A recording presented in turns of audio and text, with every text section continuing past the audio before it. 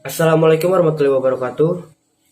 Pada kali ini saya diberi kesempatan untuk menjelaskan materi fisika yang berjudul Pengaplikasian Mekanika Fisika pada Pabrik Sendal di Masyarakat Kecamatan Namurambi. Kali ini saya dibimbing oleh Dr. Muhammad Sontang Sihotang, SSI MSI, selaku dosen pembimbing mekanika saya di semester 3 ini. Baiklah, mari kita lanjutkan pembahasannya. Sebelumnya, ada baiknya kita mengetahui terlebih dahulu tentang mekanika. Apa sih itu mekanika? Mekanika ialah salah satu cabang ilmu yang mempelajari tentang gerak yang bekerja pada suatu benda. Pada umumnya, mekanika terbagi menjadi dua cabang, yaitu mekanika statik dan mekanika dinamika.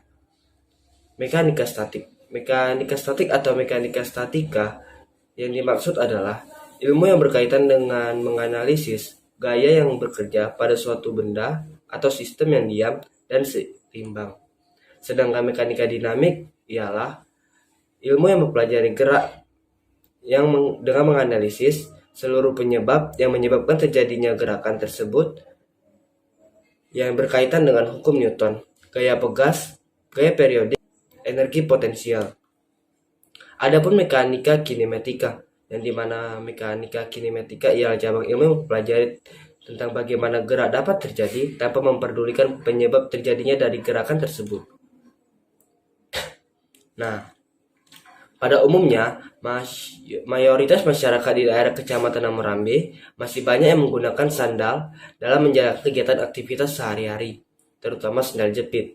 Selain sandal jepit memiliki fungsi sebagai alas kaki yang simpel, sandal juga merupakan salah satu jenis alas kaki yang mudah dibawa kemana-mana, dipakai di manapun, dan ringan, serta banyak yang merasa nyaman dengan menggunakan sandal jepit.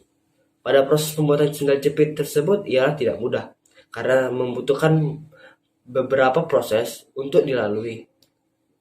Juga tidak luput dari yang namanya perhitungan. Nah, proses pembuatan sandal jepit pertama, bahan baku pembuatan sandal jepit. Pada umumnya pembuatan sandal jepit di Kecamatan Namurambi menggunakan bahan baku dari karet. Karena karet memiliki sifat elastisitas yang lumayan tinggi sehingga karet menjadi bahan yang paling dominan dalam pembuatan sandal. 2. Proses pengubahan plastik menjadi butiran yang lebih kecil. Setelah semua bahan baku dikumpulkan dan dicuci bersih, maka langkah selanjutnya ialah memasukkan ke mesin pendaur plastik. Nah, mesin tersebut dapat dilihat pada gambar di bawah ini, yaitu terdapat pada gambar 2. Dan di gambar 3 ialah butiran-butiran plastik yang telah dihancurkan agar dapat mudah diolah. Nah, langkah selanjutnya ialah proses mixing, di mana butiran-butiran plastik yang telah dikumpulkan kemudian disatukan dan dimasukkan ke dalam sebuah mesin. Kemudian, semua butiran-butiran plastik tersebut akan dileburkan dengan kecepatan yang konstan. Artinya, kecepatan dalam meleburkan butiran-butiran plastik itu tidak akan berubah, baik itu bertambah cepat maupun berkurangnya kecepatannya. Langkah selanjutnya ialah proses layering, dicetak dan pewarnaan. Setelah dingin butiran-butiran plastik yang dilebur sebelumnya, maka akan berbentuk layar tipis. Layar-layar itu akan disatukan hingga beberapa lapisan dan kemudian akan dicetak hingga akhirnya akan menghasilkan beberapa alas kaki atau sol sandal. Alas kaki atau sol sandal inilah yang nanti akan kita biasa gunakan dalam penggunaan sandal. Selanjutnya, alas kaki atau sol sandal tersebut akan diberi pewarnaan agar dapat membuatnya menjadi beragam serta menarik untuk dipandang. Langkah selanjutnya ialah finishing, di mana finishing ini adalah proses langkah-langkah yang dimana kita melakukan pemasangan tali jepit pada sandal jepit. Lalu sandal jepit yang dipasang akan diuji beberapa pada mesin tensile stress strain. Mesin ini berfungsi untuk melakukan pengujian tegangan putus dan sebagainya.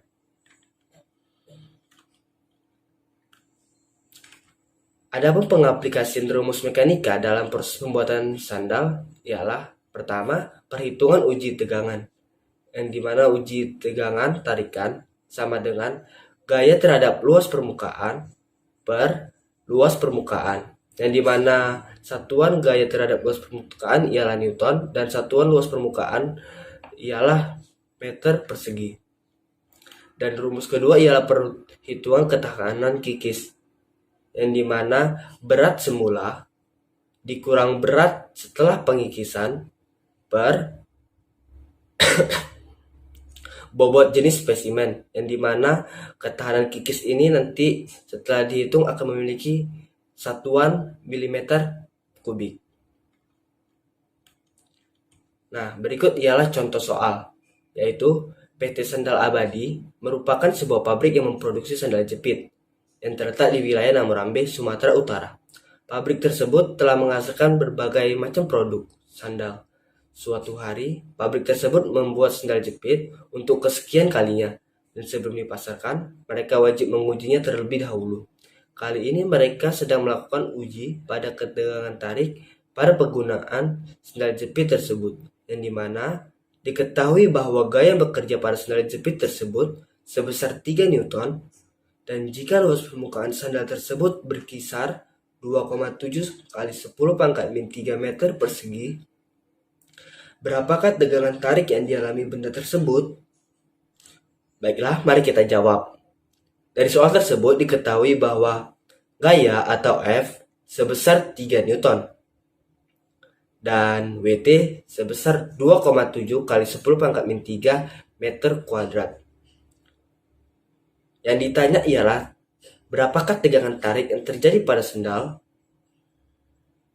Maka tegangan tarik yang terjadi pada sendal ialah F per WT sama dengan 3 per 2,7 kali 10 pangkat min 3. Yang dimana hasilnya ialah 1111 Newton per meter persegi. Dan mari kita ubah ke satuan inci per pon pangkat min 1, atau satuannya ialah pon per inci persegi, yang dimana hasilnya nanti akan menunjukkan sebesar 0,16 pon per inci persegi. Maka tegangan tarik yang didapat dari sendal tersebut ialah 0,16 pon per inci persegi. Dengan demikian, itulah materi yang dapat saya sampaikan mengenai pengaplikasian mekanika fisika pada pabrik sendal di wilayah Kecamatan Namorambe. Sebelumnya saya meminta maaf jika terdapat beberapa kesalahan atau dalam penyampaian saya dikarenakan suara saya saat ini sedang serak. Saya harap para penonton sekalian dapat memakluminya. Sekali lagi saya ucapkan terima kasih.